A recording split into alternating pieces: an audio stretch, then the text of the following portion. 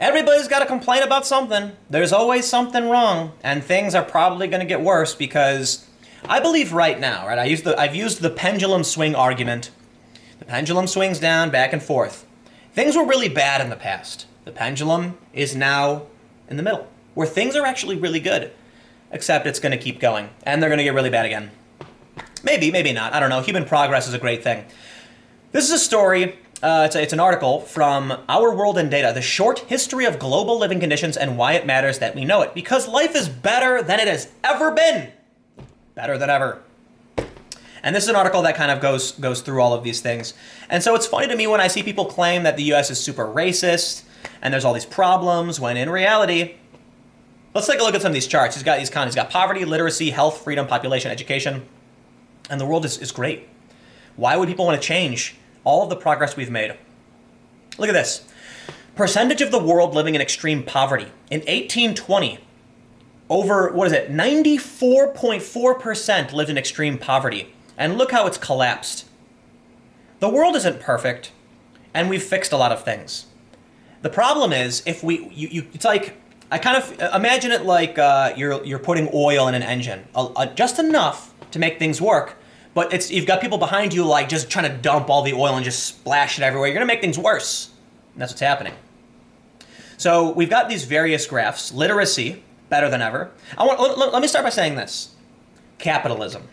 Capitalism is responsible for lifting more people out of poverty than any other economic system. In fact, when we've seen socialism and communism, it's failed miserably and resulted in death. But the problem is, when people talk about socialism and capitalism, they claim that capitalism causes death too because people starve to death when there's abundance. Bullshit. The point is, under socialism, people were killed on purpose, okay? There's a difference. Under capitalism, people die accidentally, and we're doing our best to prevent that. And these charts are an excellent example of how not just capitalism, but a mixed economy leaning towards capitalism, I do recognize the value of social programs, has resulted in the share of people not in extreme poverty skyrocketing. It's an inversion. About 200 years later, and we have flipped the script. Look at that. It's now 90% in 2015 people not living in extreme poverty. And what ends up happening is people say things like, what about the poor and underprivileged in the United States? And I'm like, right, I agree. We want there to be, we want some kind of economic equality. I understand you can't force it to happen. But I believe we should create a system that allows people to be closer to each other, because when some people become too wealthy and others look up to them and think there's no way to get there, you end up with people demanding socialism. That's a problem. That's why we got to keep things a little down. I don't know how you do it. I'm not saying we advocate take money away from wealthy people.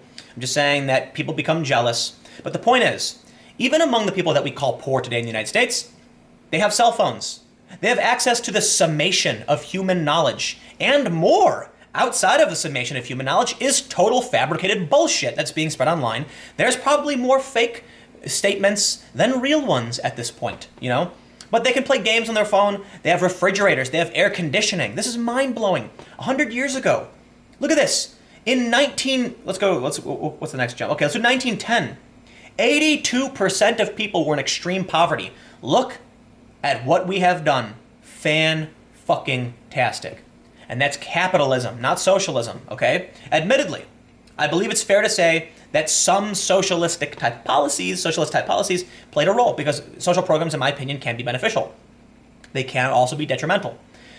We're doing our best. But suffice it to say, look how well we've done. It's not just that, look at literacy. We had a resurgence of illiteracy, that kind of sucks, back in the 50s, but look where we are now. From 1800, 87.95% couldn't read. The world population, for Christ's sake. And now look at that. More people than ever can read. This is wonderful. Capitalism. Look at global child mortality is down dramatically. Our babies are healthier and they're living. Everything is so good right now. It's mind-blowing to me to see so many people demanding we change a system which has worked so well. Here's another one. Number of world citizens living under different political regimes.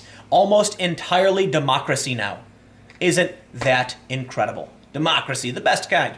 You've got open anocracy and autocracy.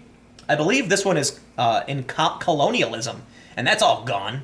That went away 1991, it looks like. Now it's almost non-existent. It's like a thin line. And then what about population? They don't have a population. Let's look at education. Look at this. Look at the explosion of post-secondary education. People are, I don't want to say smarter than ever, but more educated than ever. Oh, that's a projection. Sorry. Oh, why are they doing a projection? They didn't do it on the other ones, did they? Okay, now that's 2015. This is a projection. So we can look at 2015, and we can still see there's a massive increase in education. So here's the world as 100 people of the last 2 centuries. To all the people advocating socialist policies and all of that, look, you have access to medicines you've never had access to before, even if it is really expensive. I saw a photo that went viral, and it was a woman holding a small box of pills, and she said, this box cost $24,000 and my son needs it to live. And I was like, wow, that is really bad. I do believe that if it only costs, $100 to make those pills, they should not be able to sell at $24,000. Granted, I don't know how much it costs to make the pills, and I don't know how much in losses they have to recuperate. If it costs $1 billion in research to find a treatment for a disease, the company needs to make that money back. That I understand. And if it's a rare disease, this is what a lot of people don't understand. Let's say there's a rare disease that only 0.01% of people are affected by. If it costs $1 billion to cure that disease, but they have to make, they have to earn a profit off their investment, not even just a profit, make the money back, then it's going to be really expensive because very few people need to buy it, but they want to make the treatment for the disease. I wish we were doing more cures. I mean, there's one argument that they're only treating symptoms. The point is, in one argument, you can say pills should never cost this much, period. However, at that point, they would have to be subsidized by the government, and I'm not entirely opposed to that to an extent. I'm worried about monopolies. The other argument is, what if the medicine didn't exist at all? If you had the choice between spending $24,000 for pills that would save your life, or not spending any money and dying, which would you choose? So it's tough. And what ends up happening is, in the past, if someone got sick, actually, we can think about it today. Someone gets cancer. Chemotherapy is not that, there's not a great chance of curing cancer, of treating the cancer with chemo even. We recognize that once someone gets a certain disease, it's likely they will die. And we are saddened by it. In the past, there have been diseases that were incurable, and people would die, and we knew there was nothing we can do about it. No, people weren't complaining. They were probably, they were, but not in the same way. They were shaking their fist at God, saying, why? Why did this happen to me? Why is it happening to my loved one? But then we created a cure or a treatment. And then people said, this shouldn't be that expensive. Why does it cost so much? And I believe there are several instances where it does cost too much. However, without the cure, you'd be dead.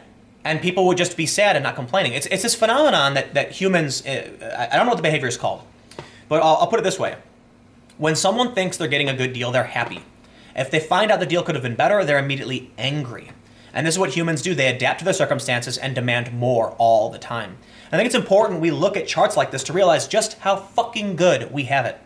Poverty is down. It's inverted. Basic education has skyrocketed. Literacy has skyrocketed. Child mortality is down. Vaccination exploded. Democracy exploded. These things are becoming pervasive. These are things that we all think are good. Individual liberties, okay? Access to healthcare, it's all going up. And there are people now who want to change this system and revert it. There are people, this is what I said the other day on Twitter. Civility, nonviolence, free expression. These are examples of human progress. Because there were points in time where there was no civility. It was literally shoot someone in the face with an arrow, stab him in the back. There was no debate, there was no honesty or civility. It was, I'll take what's mine. Nonviolence. Same thing. People resolve their matters by beating each other. We used to have duels to the death in this country, and that's gone. Violence is gone. We can resolve our issues peacefully now. These are examples of progress. Free expression. There was a time where people weren't allowed to say things or believe things, and we have done so much. And now what's happening is you have people, mostly on the left, advocating for incivility, saying civility is a tool of white supremacy, advocating for violence, and advocating for a restriction on expression. Those are illiberal reactionary positions. A reactionary is someone who wants to return the system to its status quo, okay? That means at any point in time in the past, technically. And so the regressive left are described as illiberal reactionaries. Illiberal meaning they want to restrict speech and freedom. And they're reactionaries because many of them tend to want segregation. Many of them want to revert all of the progress we've made to the past, to the way it used to be. incivility, violence. When I look at a chart like this, I think about all the people who are socialists, and I say, why? Don't fix what ain't broke, okay? You're complaining that, let's go up to poverty, right? This is a very important point for all of you. In the past 100 years, capitalism, with social policy admittedly, we lean mostly capitalist, by the way. Actually, let me put it this way. We are capitalist, meaning you have control of the fruits of your labor, where you work, how you work. Socialism would mean your resources are taken and pooled. Today, less than 10% of the world, I believe in the world, yes, in the world, are living in extreme poverty. And you're upset about that. Hey, I'm upset about that too. But look how well we've done to end that. I say, stay the course. We're doing a great job to solve these problems. Don't fix what ain't broke. And that's what people, I think, are advocating for. Admittedly, we can always do better. That's for sure. And so, maybe we definitely need some policies to change. As I mentioned, I'm a social liberal. On my I think it's called like 8-point axis or whatever chart, I'm actually a progressive. I believe that, first of all, when it comes to cultural changes, I know a lot of people who resist change, and I'm just kind of like, hey man, times change, people change, attitudes change, things change. It is what it is. My core, what I do is mostly about preserving liberty. Liberty should never change. We should always strive to be more welcoming, respectful, and tolerant of other people. That and that doesn't mean we tolerate people who are violent and evil and nasty and want to harm others. We mean so long as we can all get along and live peacefully, then diversity is a fantastic thing. But there are a lot of people who don't agree with that, and they want to change this.